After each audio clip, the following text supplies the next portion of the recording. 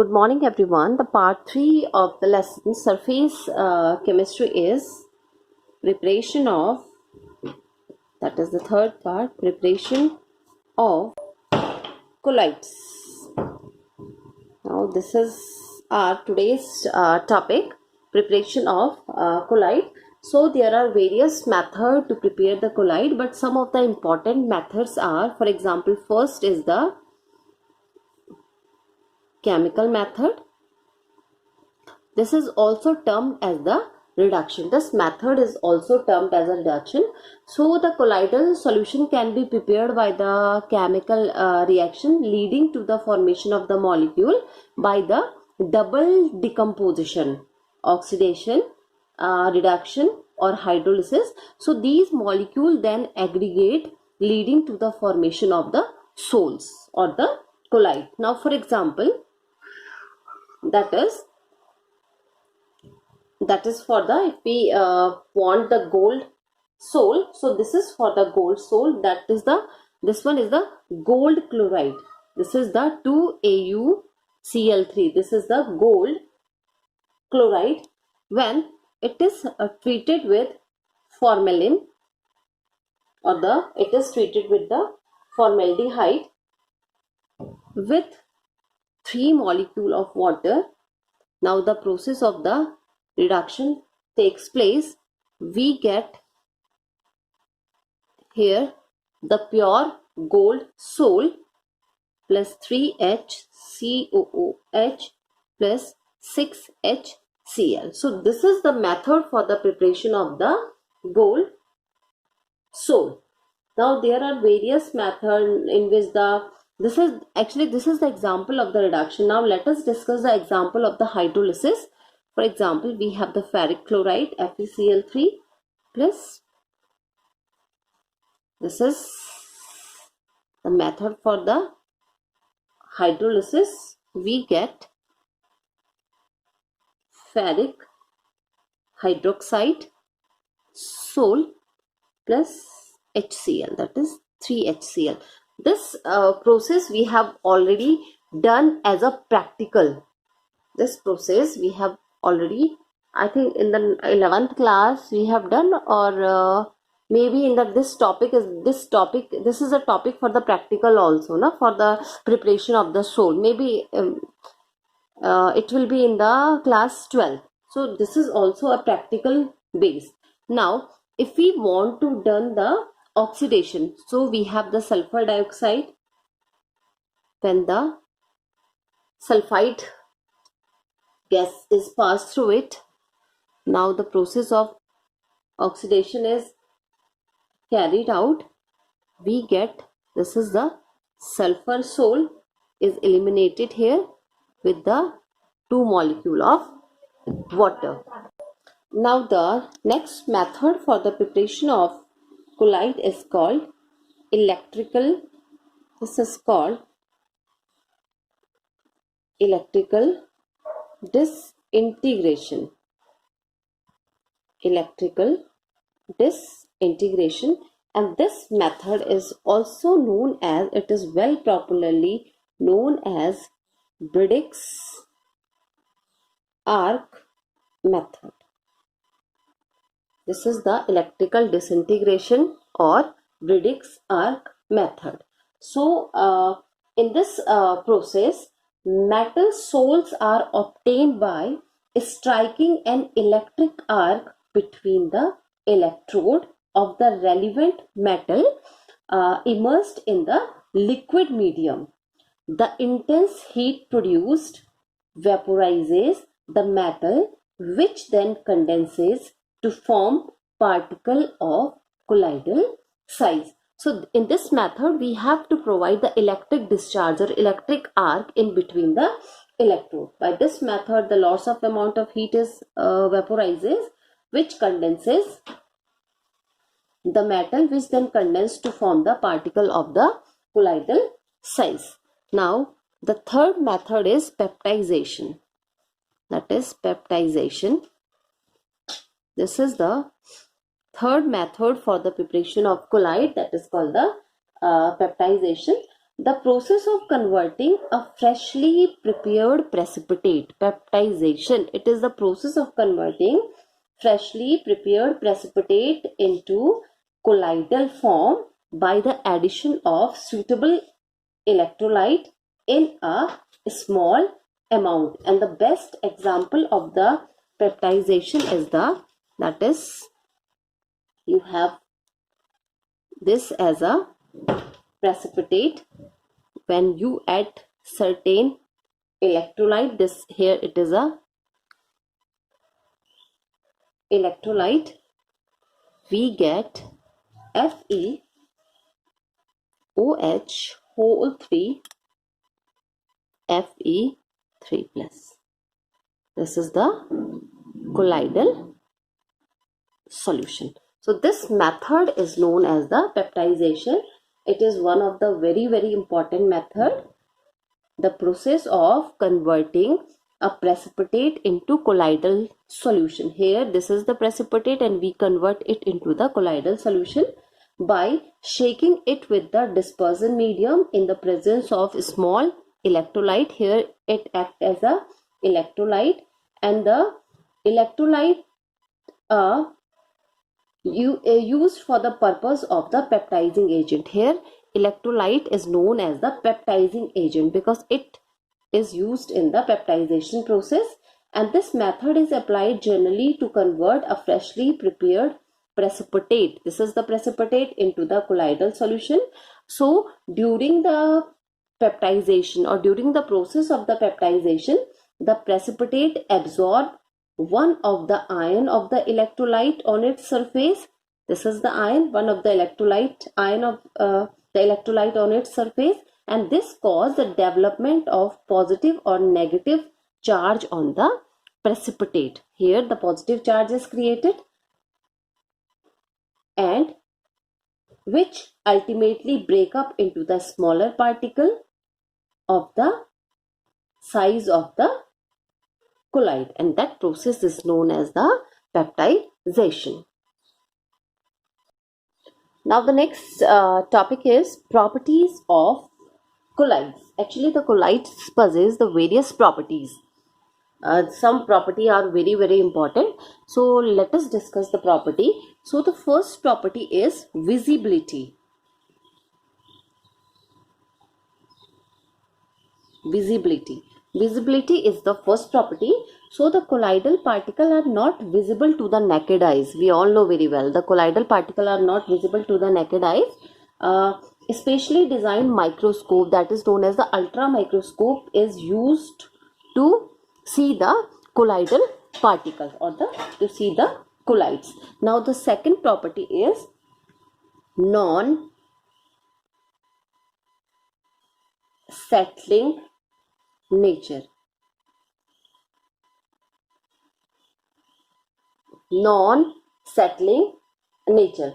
The particle of a colloidal solution are in a state of a motion. They are always in a process of random motion and do not settle at the bottom of the container. So this property is known as the non-settling nature of the colloidal particle. Now the third one is the filtrability. This is filtrability. The colloidal particle can pass through the ordinary filter paper because the size is very small, but cannot pass through the animal or the vegetable membrane. They easily passes through from the normal filter paper, but they cannot passes through the animal or the vegetable membrane. Now the fourth property is color. This is the fourth property. The colloidal sols are generally colored, and the color is related to the size. The color of the colloidal particle is related to the size as well as the shape of the particle present in the sol. Now the fifth one is the Brownian movement. That is Brownian movement. This is a very important property, and we all are aware of the Brownian movement. In 1828, Brown was a scientist. He observe that the pollen grains suspended in the water execute a zigzag movement. This is the zigzag motion. Execute the zigzag motion. He named this phenomena as a Brownian movement. Later on, it was found that the particle of the dispersed phase, the particle of the dispersed phase of all the colloidal solution also execute such type of a continuous zigzag motion, and this is already termed as the Brownian movement or the Brownian motion.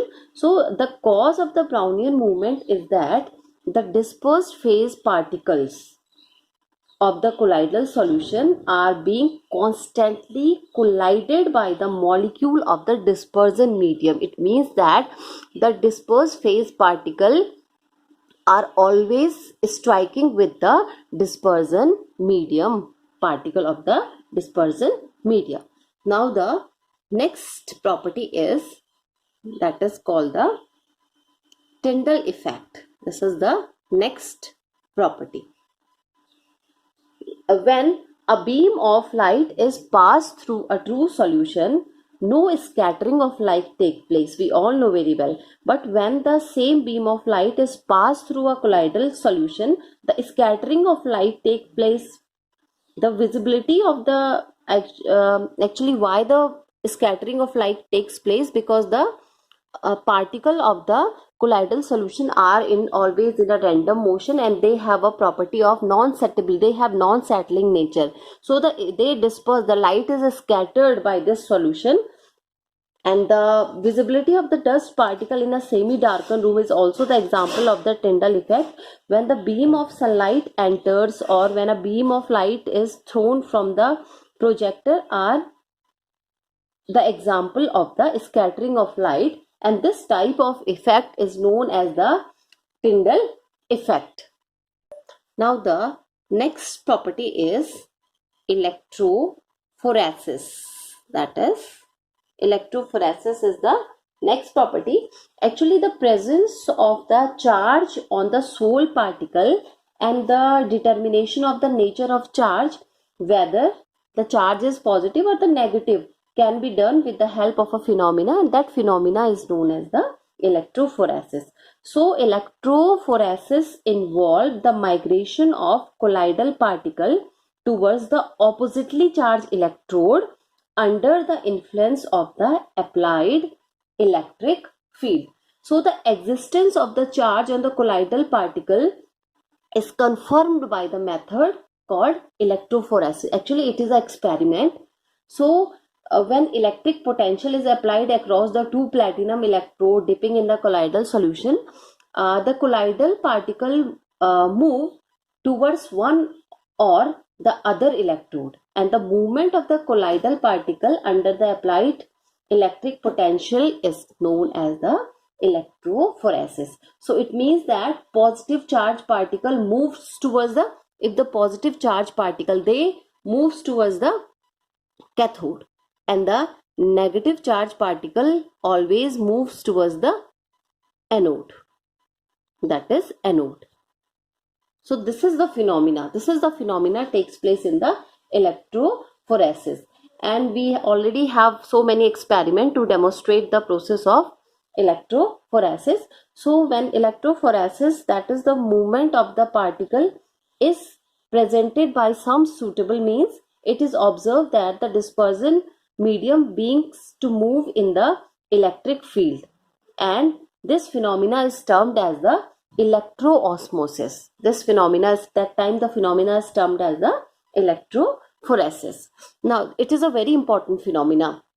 Now the next property is coagulation. That is coagulation. Next property is coagulation property, or coagulation is also known as precipitation. That is known as the precipitation. Coagulation is also known as the precipitation. So the stability of the lyophobic soles, stability of lyophobic sole is due to the presence of charge on the colloidal particle. If somehow the charge is removed. If we remove the charge, the particle will come nearer to each other to form a aggregate. Now here the aggregate means to form a or to coagulate. To form an aggregate or to coagulate and settle down under the force of gravity. And the process of settling the colloidal particle is called coagulation or the precipitation of the soul. This process is called the coagulation. And the coagulation of the lyophobic soul can be carried out different ways. If you want to coagulate the lyophobic soul, so there are various methods for the coagulation. So the first method is by electrophoresis. The first method is by electrophoresis. So this is the first method. In this method, the colloidal particle move towards the oppositely charged particles or oppositely charged electrode, get discharged and then precipitate. If they move towards the oppositely charged electrode, the charge will be neutralized and they will be discharged, and by this way they will be precipitated. This is the one of the important way. Now the second is by boiling. That is the another way is by boiling. So when the soul is boiled, the adsorbed layer is distributed due to the increased collision with the molecule of the dispersion medium, and this reduces the charge on the particle and ultimately lead to the settling down, and if it settle down means it form a precipitate. Now the next method is, the third method is by addition of electrolyte. This is the another method, that is electrolytes. This is the another method of the precipitation or the coagulation. So when the excess of an electrolyte is added to the colloidal particles, they are precipitated. When excess of electrolyte is added to the colloidal particles, so at that time the colloidal particles are coagulated or they are precipitated. The reason is that the colloid particle interact with ion carrying charge opposite to that present on themselves, and this causes the neutralization of the charge. When the oppositely charged are coming at closer to each other, so they will be neutralized. The neutralization of the charge takes place on the particle and at that time the particle is called the coagulating ion, or a negative ion cause the precipitation of the positively charged soul and the vice versa. If the negatively charged ion come in contact with the positively charged soul, so the charges will be neutralized and the precipitation process or the process of the coagulation takes place. And if the positively charged particle come in contact with the negatively charged soul, again the neutralization process takes place, and as a result of it the precipitation process takes place. Now the next topic is coagulation of lyophilic soul. That is the next topic, coagulation of lyophilic soul. There are two factors which are responsible for the stability of the lyophilic soul. These factors are the charge and the solvation of the colloidal particle soul. So these factors are when these two factors are removed, the lyophilic soul can be coagulated.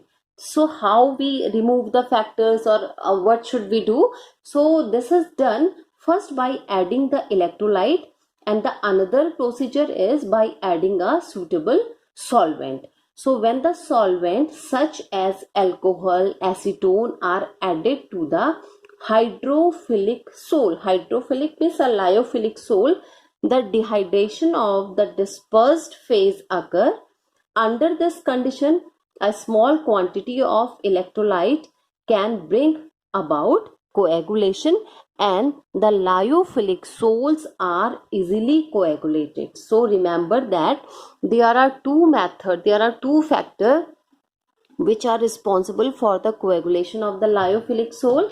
The first one is the addition of the electrolyte, and the second one is by adding a suitable solvent. Now today we have discussed the two terms. One is the coagulation, this one is the coagulation, and another one is the peptization. Now the question form that what is the difference between peptization and the coagulation? So peptization, we have already discussed, is the process of converting freshly prepared precipitate into colloidal form. Peptization means freshly prepared precipitate. Here we have already discussed, this is freshly prepared precipitate is converted into the colloidal solution or is converted into the colloidal form by the addition of a suitable electrolyte. We have added some electrolyte. The electrolyte used for the purpose are called the peptizing agent. The electrolytes used for the purpose of the peptization is known as the peptizing agent. While in case of the coagulation, that is, so coagulation is a phenomena of precipitation. Coagulation is a phenomena of precipitation of the colloidal solution by the addition of excess of an electrolyte. By the addition of excess of an electrolyte, that is called the coagulation. So this is the main difference between the coagulation and the precipitation.